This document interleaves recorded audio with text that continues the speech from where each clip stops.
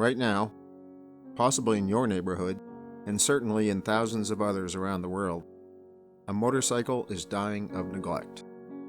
Some aren't being used. Some are being denied their basic right to good maintenance. And tragically, some are forced to live outdoors, sometimes without even so much as a cover to shield them from the driving rain and the freezing snow and the plastic bleaching, rubber cracking, paint fading sun. Out here, no motorcycle can survive for long. Hold up. Wait a minute. Something ain't right.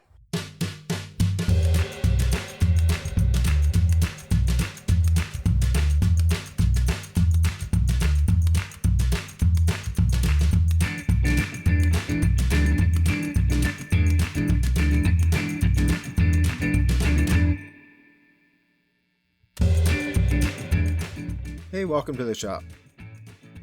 I love that tune. Hope you do too. It's throughout this video. Anyway, I'm being a bit tongue-in-cheek about abandoned motorcycles, but you have to admit, it is a tragedy to see one die a premature death of neglect when it could have had a long, happy life in a good home. In this video, I'm going to show you the small part I do to save some of these neglected creatures. More importantly, I'll show you how you can do it too.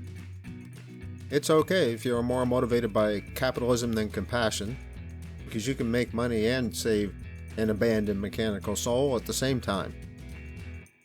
This 2009 Honda CBR 125R is an example of one such life turned around. I rescued it from neglect and I doubled my money on it when I sold it. That means I made about $1,000, so it didn't change my life. But it's possible to make more on other bikes. For you capitalists, I'll talk about the money in a bit. But first I'll tell you how I made that money. The way I see it, in a flip project you need to do three things. One, you gotta make the bike safe. That's kinda obvious. Also, make it reliable. If someone's looking to buy a daily rider, don't sell them a project. And last but not least, make it look good. Let's be honest, folks, the world's full of material people. Not everyone will appreciate your safe, reliable bike's inner beauty if it has looks that only its mother could love. On the safety front, I fix the problems I find by going over the obvious things. I use the local government safety inspection manual to do my own inspection, and I fix what I find. As hard as it might be to believe, not all shops have the same interpretation of the scripture in this Bible, so it helps to know it chapter and verse. And the capitalist will be happy to know that a bike with a new safety inspection will usually fetch more than one without. This CBR had an exhaust leak, and I'll cover that later. The brake system's got the full treatment, but the only parts they needed were front pads and, of course, a fluid transfusion. The electrics all worked after cleaning some contacts in a couple of switches, and the fork seals didn't leak. Nothing was loose, bent, or broken, and all the bearings in the chassis were good, and it had new tires when I sold it. The next priority is reliability, and capitalists know that a reliable daily rider is worth more. Plus, the backyard mechanic of the bleeding heart variety would shudder at the thought of selling a fixer-upper to some innocent buyer who has money in the place where their mechanical skills should be. So I fix every issue I can find. I buy a new drive chain and sprockets if they're needed. I'll change leaky gaskets or O-rings or seals. I make sure the engine starts easy and idles steadily at the right speed. Any dirt or rust in the gas tank or fuel system has to go, as do cracked and hardened fuel lines, and I find evaporust works really good to get rust out of the inside of gas tanks. If the bike is blessed with carburetors, I'll take them out, clean them, install OEM service kits if they're needed, and then set them up again. A bike with carburetors is harder to sell now that they're an endangered species, so it'll help if yours has just had a proper carb service. Basic carburetor work isn't rocket science, but some people I know are intimidated by it anyway. You just got to get your degree from a Saturday morning semester at YouTube University and then dive in. Once you've seen a few common motorcycle carburetors, you'll realize they're all just variations on the same theme. Soon you'll be happy to do your own open carb surgery instead of giving a few $100 to some shop that likely won't do it any better. I also do all the scheduled maintenance. It's easier to sell a bike that's ready to ride because some people just don't enjoy wrenching on bikes. I know, crazy, right? So I change the fluids and filters and gas, adjust the valve clearances, change the spark plugs, and anything else it needs. But don't get all smug after you think you've fixed everything. Take the bike for a good ride and listen to what it's telling you. Does it have any shakes or wobbles or gearbox issues or odd noises?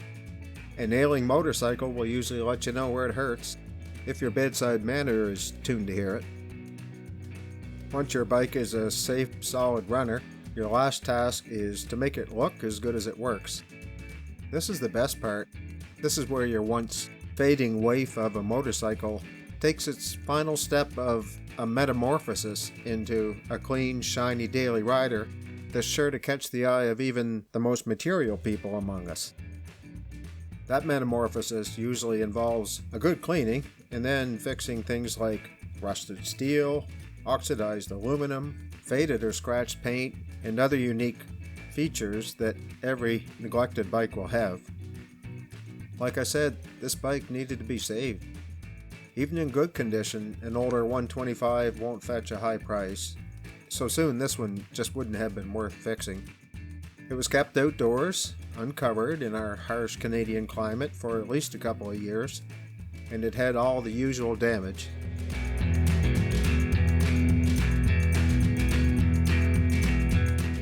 If a rusty steel part needs the paint taken completely off, I often use a wire wheel on my bench grinder or on a drill. If I can't use a wire wheel, I'll soak the parts in evaporust until they're rust-free. That could take a few hours to several days. With the rust gone, it's on to the usual sanding, metal prep, priming, painting, and clear coating. I use rattle cans and they work okay for small jobs like this. I hang the parts to dry for a few days, or until I can remember which bike they're from, whichever is longer. Oxidized aluminum can be easily made to look like new. If it has a clear coat, you just start by stripping that with an aluminum-safe chemical stripper. And once you got the aluminum bare, it's just a matter of sanding and buffing and polishing. I plan to make a separate video about how I restore aluminum parts. I mention that because, I need you to subscribe. The podcasters say it will boost my self-esteem as a fledgling YouTube content creator. So where was I? Oh yeah, on the aluminum. Just remember that undersurface corrosion is shiny new metal that's just waiting to come out. So don't let that oxidation scare you off when you're shopping for a bike in need of rescue. When it comes to faded or scratched paint on parts like the gas tank or fairing or fenders, there might not be much you can do. A repaint rarely pays for itself. I usually just try to make old paint look as good as it can. Rubbing compound and an automotive buffer usually helps. And if you can find matching paint, you can touch up the scratches, which I did with the white paint on this gas tank. I usually top it all off with a coat of SC1 silicone spray. It makes old paint really sparkle. And like every project bike, this CBR had its unique features, more like signs of trauma that give us a few glimpses into the story of a hard life lived. The gas tank cover is a prominent part of any bike, and this one really needed to be painted. The paint I had left over from my CB550K project worked nicely here. The black paint on the wheels was badly scratched. I guess someone was changing tires with slot screwdrivers or, I'd believe, butcher knives. I decided to paint the wheels gold. In my opinion, it looks better than black wheels on a red, white, and blue bike. And my opinion matters. Well, if only within this shop. So I used an enamel wheel paint and then covered it with gloss clear coat. And that gave the wheels a really nice shine that should be easy to keep clean. This bike came with new tires, one of which was ruined, maybe by butcher knives, so I had to replace it. With the new tires and the shiny gold paint, Those wheels look pretty snazzy. A lot of the black plastic parts on this bike had turned whitish from an overdose of UV. I use Mother's Back to Black for that. It needs to be reapplied every now and then, but it really does make sun-bleached black plastic look almost new. The exhaust system probably took the most work on this CBR. It was rusty, it had a pinhole leak near the engine, and the stainless steel muffler had a bad case of road rash. I soaked it all in evaporust and then fixed the leak. It had been welded before, really badly. I got it airtight after a fair bit of my own welding and grinding. The pipe was never going to look like new again, so I painted it with high heat anti-rust enamel, and I covered it with, you guessed it, a gold colored wrap. I made a video on how I treated this muffler's road rash. I took it from being really noticeably damaged to a point where most people wouldn't notice the remaining scratches unless they looked for them. I also made a video about restoring this windshield, which was faded and scratched.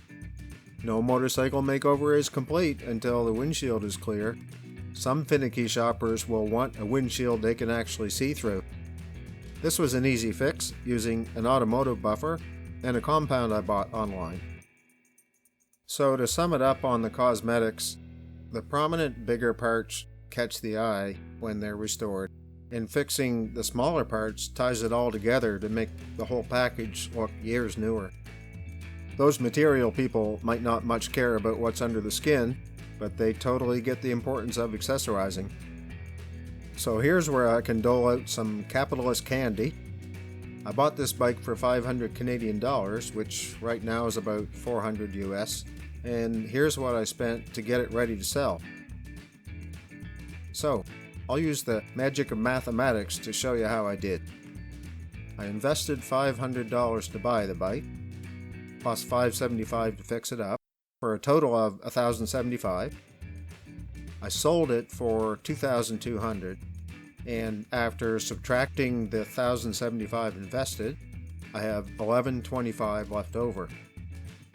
That's a 105%, we'll call it, profit margin without accounting for my time. Capitalists, please plug your ears now. This is a hobby, folks. It isn't a job. If I had to make a living on this wage, I'd starve in a week.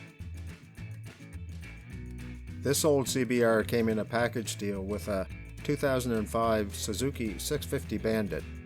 It was one of those buy one get the other one whether you want it or not deals. I also revived and sold the Bandit. Money-wise, I did a little better on it than I did with the CBR. So you capitalists who've unplugged your ears by now will be glad to hear that the total return on the two bikes was actually better than I got for the CBR alone.